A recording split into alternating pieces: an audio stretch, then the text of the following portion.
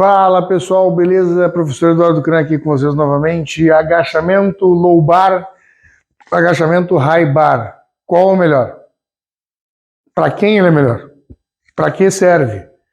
Então, mais um materialzinho produzido aí por nós, da PhysioWork, né, e para o meu canal também. Espero que vocês estejam gostando de tudo que a gente vem fazendo, de todo esse trabalho. Não é fácil, né? A gente grava geralmente de noite, próximo da madrugada. Às vezes gravamos até de madrugada, porque todos nós temos uma vida corrida. Então, sempre que vocês tiverem ideias de material para mandar para nós, sempre que vocês tiverem sugestões para mandar para nós, isso faz muito importante. A construção desse material gratuito, ele também demanda tempo, e tempo é um dos bens mais valorosos que nós temos, né? Claro que a gente gosta de fazer isso, eu amo fazer isso, então se vocês estão gostando, para mim é uma satisfação enorme e uma motivação enorme estar aqui. Então, tanto a PhysioWork quanto eu, nós fazemos esse trabalho em conjunto, né? A PhysioWork tem uma demanda de outros materiais também, que são materiais pagos, que são bem mais encorpados do que esses vídeos instrutivos que a gente tem feito para vocês, que são materiais gratuitos. Esses vídeos já ajudam, fantástico, melhor ainda, né? Mas deem uma conferida lá, que tem muito material bom, de forma multiprofissional, multidisciplinar, que vocês realmente vão gostar bastante. Então não deixem de curtir a gente no Instagram, não deixem de se inscrever no canal no YouTube, tanto no meu quanto no deles, de nos seguirem e de nos apoiarem aí com pelo menos algumas sugestões e críticas construtivas para a gente dar crescimento. Vamos lá? Então, agachamento. Bom, eu sou meio suspeito para falar de agachamento, né? É o meu carro-chefe aí dentro do esporte. Hoje eu tenho um agacho raw aí de joelheira, né? Quebrei aí um recorde nacional há semanas atrás, em abril, né, para ser mais preciso. Agachei com 335,5 kg, né, no Campeonato Catarinense da GPC, pesando 105,4 kg, então estou muito feliz. É um movimento que eu gosto bastante, é um movimento que eu realmente domino, né, e com certeza eu vou conseguir acrescentar na prática também, na teoria, algumas coisas para vocês a respeito disso. Eu comecei com o high bar, tá? O high bar com uma base mais aberta, meio sumô, com um all-star, um solado retilíneo. É muito importante que vocês entendam também, porque cada uma dessas etapas aqui que eu vou mostrar para vocês, dominância de articulação, especificidade, dinâmica de uso, acessórios, esportes utilizados e eficiência motora, eles fazem parte da utilização de ou transferência de um para o outro, ou de outro para um. Então, eu comecei aqui, né, e hoje eu agacho aqui, low bar. Por quê? Porque as minhas dominâncias articulares, essas especificidades cujo qual eu treinava powerlifting, elas foram, junto com o meu treinador, foram me modificando para que eu pudesse fazer essas transferências. Até um certo ponto, eu consegui ter um bom rendimento no agacho high bar. O agacho high bar, ele é muito semelhante ao agacho do LPO, tá? Ele é muito semelhante mesmo ao agacho do LPO, que é um agacho mais vertical. Ele tem uma dominância maior, predominante de joelho, porque o movimento é mais verticalizado, e um pouquinho menor de quadril. Não que o quadril não seja utilizado, o quadril ele é muito utilizado, obviamente. Mas a área envolvida de movimento do joelho, né, e do tornozelo, elas são muito maiores. Já no low bar, a dominância de quadril é muito maior. O quadril, ele começa uma trajetória de movimento antes do joelho. O joelho não se move tanto, porque a barra fica numa posição mais próxima da espinha da escápula, fazendo com que a gente tenha que fazer uma leve flexão da coluna e do quadril e uma anteversão desse quadril para poder sustentar a barra. Diferente do high bar, que é um agacho verticalizado, a barra está ali no trapézio superior, né, e ela é bem verticalizada. O movimento é muito, muito verticalizado. São agachamentos diferentes. A base de abertura dos pés, ela vai de acordo com o eixo do quadril do indivíduo. Então, a gente vai buscando as alavancas biomecânicas positivas, né? A gente chama de alavancas, aqui também, ó, alavancas biomecânicas positivas, para que o movimento ele seja mais producente possível, onde ele tenha um maior rendimento. Então, a distância entre os pés, ela vai influenciar de acordo com a habituação do movimento. Eu agachava com os pés bem afastados, algo meio que sumô, com um calçado de solado reto, né, e high bar. chegou um determinado momento que o meu agachamento travou ali em torno de 300, 301, tentei não deu, 302 não deu, 303 não deu, tentei 300 de novo deu, e assim eu fui indo e fiquei nesse círculo vicioso, não conseguindo passar de 300, quando eu e meu treinador começamos a conversar sobre as dominâncias articulares do movimento. Eu sou um cara que eu faço terra, eu não tenho o hábito de usar cinto no terra, não é para me aparecer, eu realmente faço um trabalho de core bem forte, então eu consigo fazer o terra sem cinto, e me sinto muito bem fazendo. Meu terra, ele é muito forte, ele gira em torno de 330 a 340. Não cheguei nos 340 ainda, estou próximo, mas ele fica ali em 335, 35 eu já fiz, sem cinto. Então, se eu tenho um terra que, por característica, o meu joelho acaba estendendo antes, ele sai um pouco mais romeno, biomecanicamente, do que a gente está falando, de um terra estifado. Se a gente está falando de um terra mais estifado, provavelmente minha cadeia posterior é mais forte, o meu glúteo é mais forte, meu quadril é mais forte, meus eretores da espinha e musculatura paravertebral são mais fortes. Se eu tenho uma cadeia posterior geral mais forte, qual agacho seria mais interessante para mim? Cinesiologicamente falando, biomecanicamente falando, o low bar. Eu agachava high bar. Por que o low bar? Porque eu vou ter uma leve anteversão de quadril e uma leve flexão de coluna de quadril. Perfeito? Para eu poder me manter isometricamente nessa posição no saco de barra, eu tenho que ter eretores da espinha forte. Eu tenho que ter um glúteo forte, porque a demanda dele vai ser grande na hora que eu for fazer um movimento só no quadril, a fase excêntrica dele de sustentação muito grande. E quando eu for movimentar, meu joelho ele vai ter uma extensão forte, só que eu preciso de uma entrada de quadril forte. Porque é uma característica específica do low bar, não do high bar. O high bar eu preciso ter um quadríceps mais forte, porque a trajetória do movimento, a extensão do joelho em movimento, ela vai ser maior tanto na fase excêntrica quanto na fase concêntrica. São dois movimentos bem diferentes. Né? Então, né, no migrar, a gente acabou estudando essas dominâncias articulares para que eu pudesse criar as alavancas biomecânicas positivas para eu ter um agachamento mais producente.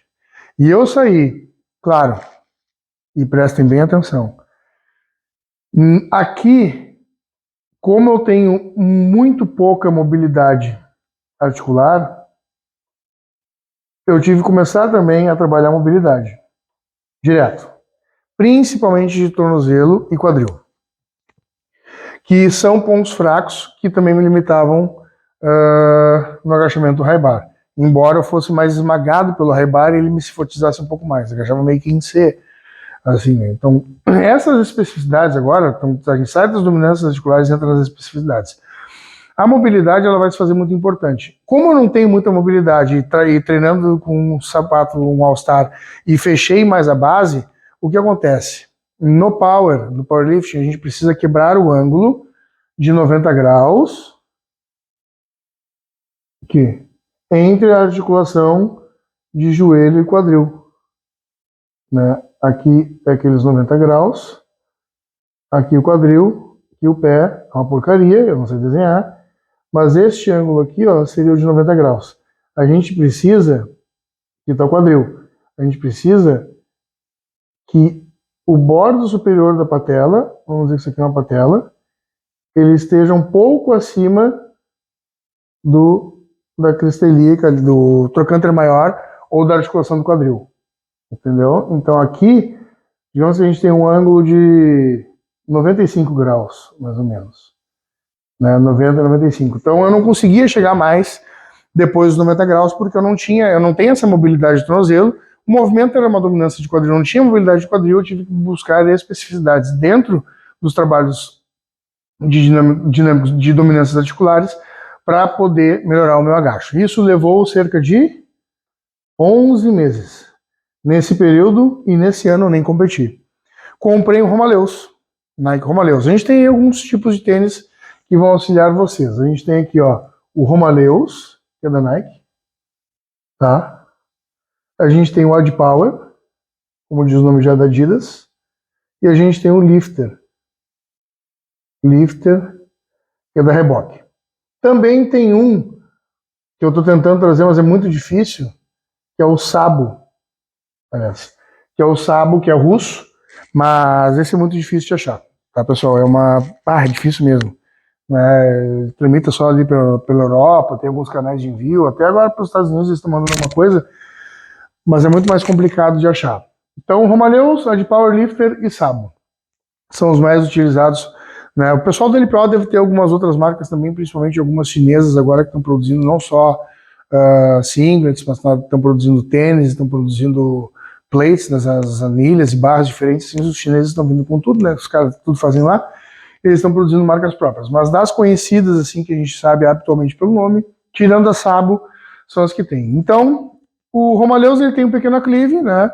Antero-posterior, da parte de apoio podal anterior do pé até o calcâneo, né? E ajuda com que eu consiga, na hora de descer, jogar um pouco a transferência de força para o calcanhar, utilizando aquele calço. Então vai me dar uma possibilidade de ter um ângulo maior na hora que eu for descer, porque eu vou estar com a coluna muito flexionada devido à condição do lombar, tá? A dinâmica de uso, para que vai ser utilizada?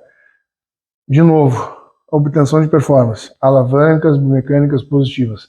A gente só vai vir para uma dinâmica de uso que nos traga movimento mais producente se realmente isso for factível com a nossa realidade. Eu troquei de um agachamento high bar, que é um agachamento mais verticalizado, mais oriundo do pessoal do LPO, porque não estava mais me gerando tanta força como poderia me gerar um low bar, dadas as características de um levantamento terra e umas características morfológicas do meu corpo, tá?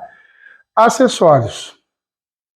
Acessórios, ele vai estar relacionado, eu já entrei um pouquinho, nesse tipo aqui de acessórios, a gente vai não só falar um pouquinho do material de utilização, né, como exercícios. O material de utilização, para quem vai agachar low bar, eu vou recomendar assim, tem pessoas que têm muita mobilidade na articulação do tornozelo e do quadril, e o agachamento low bar não vai se fazer tão limitador de altura quanto um cara que nem eu ou alguém que tem pouca mobilidade. Mas é muito importante, né, a utilização desses materiais.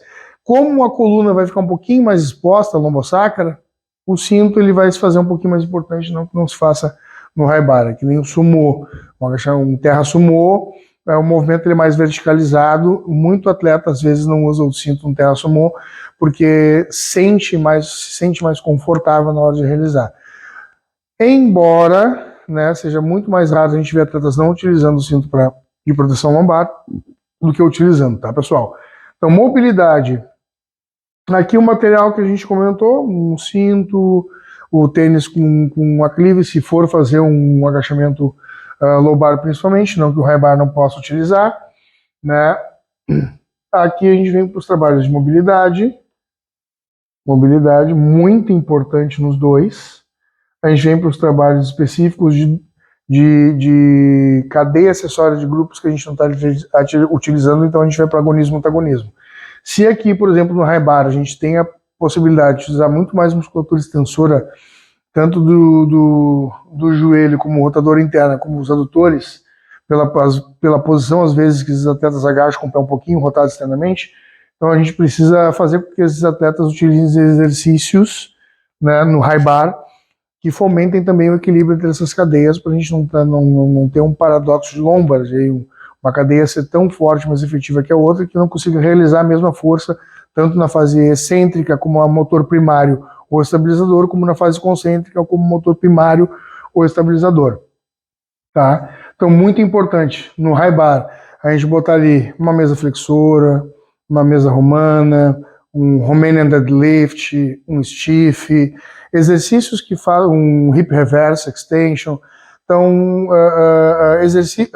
elevação de quadril, exercícios que vão fazer com que esses atletas, esses indivíduos, consigam uma remada pendley, né? Enfim, exercícios que trabalhem mais essa cadeia posterior em detrimento de um quadríceps um pouco mais forte, porque ele é mais predominantemente utilizado do que no low bar. Já no low bar, né, a gente vai ter que trabalhar, a cadeia posterior é muito mais trabalhada, a gente vai ter que trabalhar a anterior, botar um leg press fechado, um leg press sumo, um front squat, um nórdico reverso, enfim, exercícios que vão trabalhar um pouco mais o quadríceps para ver esse equilíbrio entre os grupos musculares e vocês não acabarem não ficando hipotônicos, descompensados, né, e acabar trazendo alguns outros desvios posturais e até outras limitações em detrimento dessas descompensações, tá, pessoal? Esportes utilizados. O low bar, ele não é um agachamento fácil de fazer, não que o high bar seja, mas habitualmente quando a gente vai treinar alguém, a pessoa entra na academia, pede para a pessoa ir para baixo da barra, ela já sai high bar. Uma coisa meio que instintiva. O low bar já é mais difícil. Então, para atletas de powerlifting, a utilização do low bar ela é mais factível com a realidade do esporte. No LPO, pela forma e trajetória de um clean and jerk ou de um snatch, é muito mais factível com a realidade deles que eles utilizem um high bar, por exemplo. Mas, se vocês quiserem utilizar como acessório um para o outro e vice-versa, também está ótimo. Então, eu costumo agachar low bar, mas vou lá e boto um front squat para o meu quadríceps, mas também boto um high bar numa sessão de treinamento. Não tem problema, ou agacho com uma safety squat bar, que é muito semelhante a um agacho high bar. Ela tem uma projeção de deslocamento de massa à frente, né, junto com o high bar na hora que você vai agachar. Né. O high bar ele já é automaticamente deslocado por conta da posição da barra. Mas, se vocês compararem a posição da barra com a linha do quadril, ela é praticamente alinhada com o quadril. E a eficiência motora. Então, a eficiência motora ela vem de acordo com aquilo que a gente falou para cada esporte. A eficiência motora ela vai estar totalmente ligada a isso aqui. As alavancas biomecânicas positivas, para que a gente tenha mais uma condição mais producente de energia, de torque, de força produzida, de potência, de velocidade para cada movimento. Então, a eficiência motora ela vai se fazer muito importante para que vocês consigam aplicar isso em cada esporte. Saltos, por exemplo, é uma eficiência motora para o vôlei, para o basquete. Um sprint, uma arrancada na corrida é muito importante. Séries de agachamento, nem que sejam agachamentos mais curtos ou agachamentos mais pliométricos, dentro desses saltos, ou que podem ser não só no caixote, com sobrecarga, como podem ser na multiforça ou na barra livre, para trazer uma eficiência motora para transferência para outros esportes também. Então, todos esses agachamentos, tanto o low bar quanto o high bar, eles, além de se complementarem em várias questões específicas adjacentes ao exercício físico, eles também podem complementar em outros esportes, tá, pessoal? Então, espero que tenham gostado. Mais um material aí para vocês.